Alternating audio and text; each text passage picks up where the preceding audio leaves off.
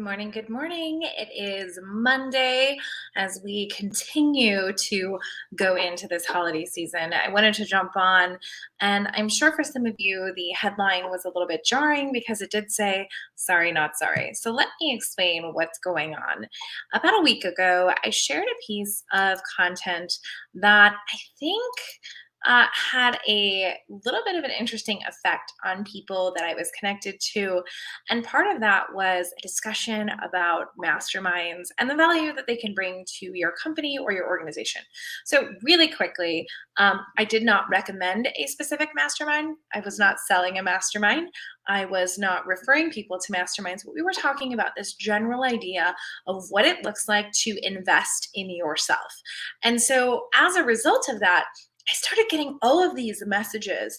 And what it really came back to, at least for me, is to really set the stage for those of you that are maybe earlier stage in your journey. Now, yes, is it true that you can Google and find tons of information on the internet about just about anything you would need to start a business or whatever? Absolutely. Right? Score. As the small business development center, women's business, there's just so much stuff out there, right?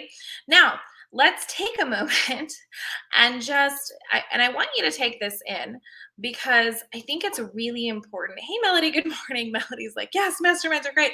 But I think people don't understand, there's a certain expectation that goes out there about the information that you're supposed to find to grow your business. And I mean, really grow your business, increase revenue, and network intentionally.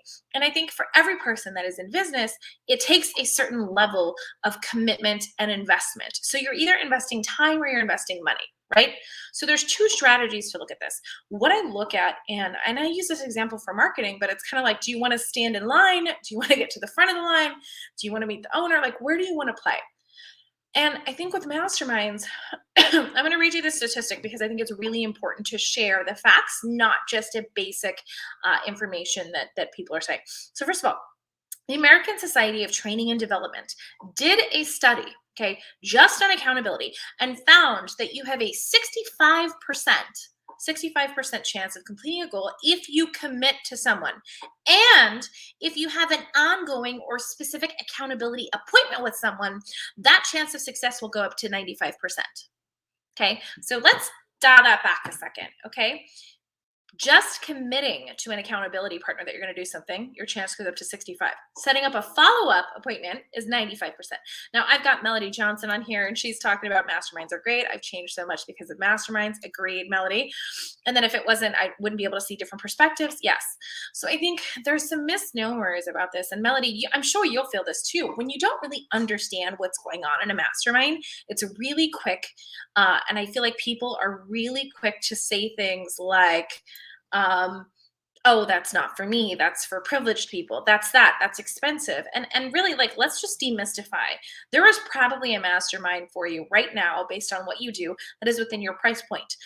Accountability is one piece of that, right? Accountability is a huge part of why I started going to masterminds, because we got together, we made commitments to one another. Then we had a follow-up appointment. So it's not surprising that the trajectory of 65% to 95% when you have that follow-up, because we didn't want to show up to the mastermind being the person that didn't do any of the things that they said they were going to do. Now, flash forward, right? I hear a lot of conversation around this, and I think it's really interesting that we just need to take a step back, right? Oh, this should be free. But think about all of the things that you're doing in your business to grow right now, okay? And who are you accountable to? Are you just accountable to yourself? Because here's the thing I know about myself. If I'm accountable to me, I'm going to probably be a little bit more lenient than I would if I was accountable to somebody else, right? So what we look at is, again, it's the idea of I'm setting a goal, I'm committing or recommitting or decommitting to a goal, and then I am working with someone to take me all the way to the finish line here of that goal. Now, in a mastermind type room experience, and what my personal experience was, which I shared, is I remember going into one mastermind situation and thinking, oh, I could teach this thing, right? Because most of the entrepreneurs that were in that room had never owned a business. And so looking at operations, looking at all the different elements of their company or systems wasn't their skill set. But I think it was still worth the money to go in that room and realize, okay, I'm not as off as I thought I would be, and I deserve to be in this room. And also, I could be teaching this. But I think that there is, like, if you're not paying anything for that, then there's no skin in the game. You have no skin in the game for that commitment. And I think that's why I believe the paid mastermind model works really well, because if it's just a group of friends getting together, there's no money at stake, right? There's no loss if you don't commit that. So that's kind of what I mean. The other thing is Melody, thanks for dropping these fire bombs right now. But yeah, commitment helps tremendously, right?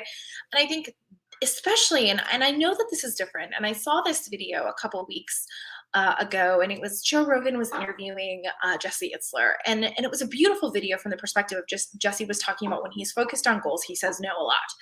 And I think, and I cannot speak for everyone, I'm only speaking for myself, I'm only speaking on my experience and some of my immediate colleagues, but as a Latina and a Pacific Islander, right? In the community, as a woman, we're often looked to by people as like a sister, right? Or like a mothering force. And I know a lot of my male colleagues don't get that same level of like people kind of wanting to share with them. And so what happens is we get put into this bucket of like, oh, you should be a mentor and a sister and a mother. And by the way, we shouldn't have to pay you anything because you should be doing it. And people will should on me, right? And I think some of you guys can relate to that. You get should on. And I was talking to a colleague in this industry as well. He's also Latino, and he's Hawaiian, and he's Asian. We were kind of talking about like this pressure that comes from our communities. And it's like, if you aren't even willing to commit a little bit, why am I going to go out of my way to give you all of my time, attention, and energy? And I think there's an exchange, right? Even if it's not an exchange of time for money, if I can give you in a very defined amount of time something that you're going to be able to run with, build revenue off of, grow a business with, and I get none of that, there has to be a level setting of expectation. And so while I believe that a lot of the really good coaches and great masterminds are out there are sharing information, I also believe that, if you need a shortcut or a path, right? If you go into a mastermind where people have paid, call it like 10 grand for the mastermind, and people are there to heavily network, what you will see is that it is networking at a very high level, meaning if you put out the intention, hey, I'm trying to do this thing, everyone comes around you and pulls resources, and there's no trying to get on with the strategic partnerships person. There's no, oh my gosh, how many people do I have to call? It is a front line. And that is worth something, because if it took you 2 years organically to get the connections that you needed, but you paid X amount to get into a room where those connections were already there and they were already bought in because you had skin in the game, it's a different thing. It's like when I meet founders that don't have a plan for investing in the own companies that they're trying to raise money for. Well, if you want me to invest money into your organization, then you need to show me like what you've put in other than like a great slide deck, right? And so there's this conversation that people have. Now, if you guys are watching and you disagree with me, certainly feel free to disagree in the comments. But I did mention in my video that there was, things that you could find at $97 or $47. And yes, there's 10,000 and 30,000. I'm not saying to go in and finance and sell everything and, I'm not giving that advice to anybody, nor did I name a particular mastermind. What I am telling you to do is to consider about what are you willing to invest in yourself. Now, I just read that statistic. So for those of you that weren't here, American Society of Training and Development, 65% is the completion goal if you commit to another person. And if there is a specific accountability appointment that you make with someone, your success will increase up to 95%. So I just like to share the facts and figures, because when people look at, what I do and how I work with companies and how I work with people, there becomes a certain point where, whether or not the person is being willing to be held accountable, or whether the person just is at a point where they've reached a plateau, right? A lot of projects are like hockey sticks. So like there's this really upward trend and then they kind of level off. I am addicted to that upward climb. Right? That is the thing that I love doing the most. And so when we go into these places and I see that people are just, okay, now I'm comfortable here and I don't want to do anything else, that can be a really tough environment. But I wanted to share some other research around probabilities around goal completion. Because I think for most of us, as it comes to the end of the year and we're thinking about the new year, we're going, wait a minute, what's my own goal completion look like? What is that? What does that feel like? So here's the deal. If you have just an idea or you think about completing a goal, you have a 10% chance that you might complete it.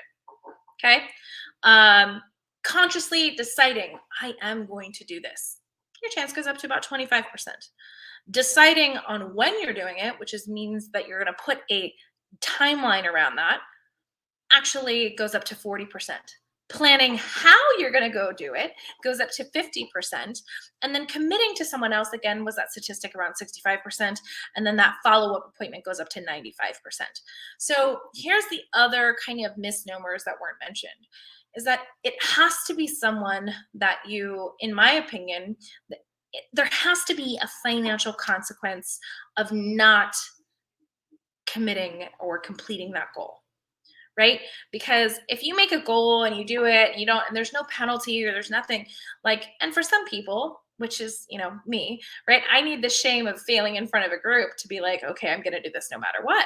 Right. But I hear this a lot in pushback with people in different communities of like, oh, well, I don't need that. I don't need that. And it's like, sometimes it's a beautiful thing to look at yourself and say, what do you need? Right? What do you need to be successful? And also really understanding your personality type. And why do I bring this up? Because one of the most important things that I've learned is kind of in looking in my own disc and my own motivators is what moves me, what inspires me to take action, what is, when I'm communicating or I'm in flow, what are the things that matter to me most? And I think I adopted this practice, I want to say more than 8 years ago, of really looking at my own personality and looking at my own assessment and helping that determine where I should be playing, where I should be, working, what things I shouldn't be doing. And when I say this to people, they just like are so blown away because they go, wait a minute, like you do your own disc? And I'm like, yeah, I want to see where are the areas that I am weak, what is motivating me, so that I can communicate with people so that they understand. Like, for example, I rate or I score exceptionally low on aesthetics. So a lot of the time, the stuff that I get out may not look as pretty as what everybody else is doing, but it's getting out there, it's getting done, it's getting sold. It's not the most perfect looking piece of content, but it is being done. And so that's kind of my differentiator. Now I'm going to show you, because I think these are really, really important things to share with people, which is my kind of philosophy around communication. And again, if you have a disc and you've ever had disc used, you kind of look at like, I always felt like it was kind of punitively done. Like it was an employer telling me, hey, Marissa, this is what's wrong with you. That is not how I look at using disc at all. As a matter of fact, I look at it as an opportunity to understand where you're really good and where you might need some help. So let me show you something. So what I think is particularly fascinating, and I will show you here so you guys can see this, it tells you when communicating with Marissa, do, right? And it says, hey, when people disagree with me, I really need them to show me, like in an organized way, why. I need them to spend some time talking to me like I'm a human, right? I need communication with modes of specific action and instructions for the next step. So that's how I'm wired on my desk. I am wired to like, okay, when are we going to do it? What's the follow-up and who's the point, right? So that's something that's very important for me. And again, I just have to give shout out. It looks like, yeah. Oh my gosh, she's so cute. Hey, Melody. Looks like she got her disc and she wanted some insights into this, but here we go, right? When communicating with me, don't rush my decision-making process. If I'm not bought in, I'm not going to make a decision, right? I don't like working with people that whine about all the work that they have to do. We all have a lot of work to do, okay? You're not special per se, okay? That drives people crazy, but it's the truth. We're all working at the capacity of what works for us. And so that doesn't work with me. The other thing that I thought was fascinating, right, was, when people manipulate ideas or when they talk down to me. So what's really interesting is when people talk down to me, I just shut off. There's nothing there for me. And then leave decisions hanging in the air or using someone's opinion as evidence. And in the entrepreneurial space, this happens all the time, right? In this land of like FOMO, I once heard, I think it was like Oprah and Gayle King talking about JOMO, which is like the joy of missing out. That's where I've progressed to. I am so happy to miss out on stuff because like that's not my lane. I'm not playing there. But the other thing that was exceptionally important was really looking down here and looking at, hey, like what works and what am I motivated by? So if you've worked with me, you know that like I need systems and processes to make, if they don't exist, then I will make them. It's pretty much what ends up happening. Even though it's not necessarily in my scope of work, what ends up happening is like if I don't have a process that everyone's committing to, I will make the process, right? I need to make sure that it's the highest quality of things that we're doing, right? I need to know that it's a supportive working environment. And I know that changes are kind of happening in a controlled way. People with like patterns like mine, right? Hey, frequent communication and contact, a democratic environment with participatory management. So this is why top down is so hard for me because I want to understand everyone's role and sufficient time for effective planning and to feel valued as a team member. So for those of you that have worked with me, you know that these are a lot of my drivers and I don't really take things that aren't in that space because they don't serve me. And I think Melody's asking a question, hey, how often should I take a DISC assessment? I took mine a couple years ago, Melody, and I have found that nothing has really changed. I did, however, I was recently introduced to the Colby, which I've also found to be really fascinating. And I'll probably do an entire segment on Colby, but Colby really helped me understand just the levels of where I am best in a project. And so for most of you, you guys know that I serve as a strategist. And so I'm in this architecture phase and I'm going to fact find, I'm going to deliver. And there's a piece where I kind of like to hand off. And my Colby kind of helped me realize, hey, I am in the right space. This does serve me. This is exactly what I should be doing. So, you know, if you need to, and you're saying like, I don't have money to spend on whatever, again, like there are free versions of all tools. But the reason that I tell you about these things as it relates is you really need to see, are you a consensus builder? Are you a, are you a person that needs to really understand like how do I fit? And again, I want to say to you, the reason this video, hey Dr. Dell, nice to see you. Oh my goodness, nice to see you there. One of the reasons that I think it's exceptionally important and why I preface this video with sorry, not sorry, is because I'm actually not sorry for calling out the fact that accountability probably has a price tag to it, right? And if you want to check out that video, I'm super happy to share that with you guys. It's more snarky than anything else, but it's also just, I have to keep it real with you. And I would be doing you a disservice if I said, bootstrap your company, spend no money on personal development, just send horrible messages to people on LinkedIn, hire an automation service, have a beautiful Instagram feed, and look like it. Fake it till you make it. I think that the scariest thing to me about fake it till you make it is that some people forget that they're faking it. and they are. And so my job is to come back in and say, hey, take a step back, take a deep breath. It's not that serious. If you did not like that piece of content, it's really simple. Don't watch it, forget about it, move forward, right? You don't need to lecture me on the fact that I should do and work for free to give back to my community. My community, number one, I give back a ton. For those of you guys that know, I mean, I'm on so many boards and I give back to charity all the time, but I will not be shamed or should on about doing things for free. At the end of the day, this is an ecosystem. And, you know, when people ask me, oh, where did you create that framework? Or how did you get this? And it's like, if you're going to take this to go make money in your business, explain to me why I shouldn't get compensated for giving you the access to resources, right? And yeah, you could Google it. Absolutely. Go ahead. Google it, right? You think you know, because for every piece of information I or anyone else can give you, you could Google something that says the opposite. Now, if you're Googling just to support your position or point, that's called confirmation bias. And that's a whole another discussion that we could have that I see. But I think when we look at this idea together and I see, I see Melody. I cringe when I see this. Oh my gosh, I know, right? And I think if you're in the space right now where you're going, hey, I want to invest in a mastermind. Hey, I want to connect with people that are doing things. I could put together a list of some of the best masterminds I've gone to, ones that I've spoken at, ones that I know people have had great success from. I wouldn't necessarily, recommend all masterminds for people, but I do think this: if you're a woman in this space and you're frustrated with like bro culture, whatever these things are, honestly, and I know this will be a controversial thing that I say, but everyone wait for it. The most help that I have ever gotten when asking questions and for asking for support and resources for my business has never come from a woman, has never come from another Latino, has never come from another Pacific Islander. I was often kind of gate kept, or people didn't want to share those resources. And so I just started bugging people, right? People like, Tom Deverell from Esteemed Consulting, or Jerry Rollins, or, like just people that were in the network, Scott Duffy, right? Like I just went for it. And you know what? All of them were at least willing to give me some time in a very defined way.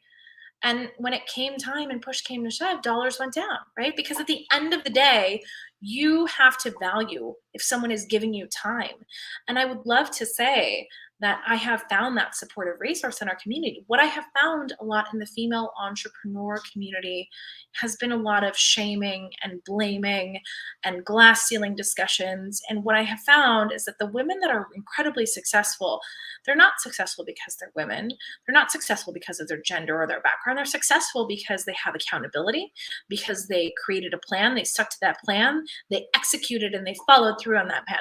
None of that was gender dependent.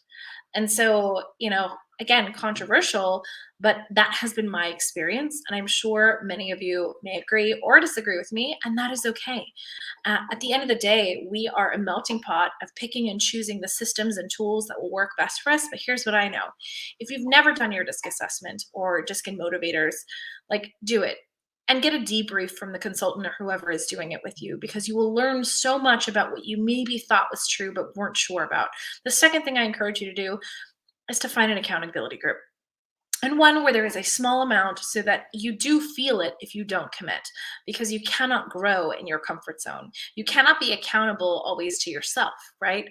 And with that, I'm going to leave you on this Monday. Dr. Dell, nice to see you. And Melody, nice to see you. And if you're watching this in a later play and you're pissed or furious or charged up, or of something cool, comment on the stream. Tell me about your mastermind experience. Let me know, what you've seen in this space, because it's not just about what I think. I'm giving my perspective from my unique journey, and I'm sure that you might have one from yours. And I heart you all to pieces. And oh my gosh, you rock the boat. Yeah, absolutely. Right. Thank you so much. I hope all of you have a great day. Bye-bye.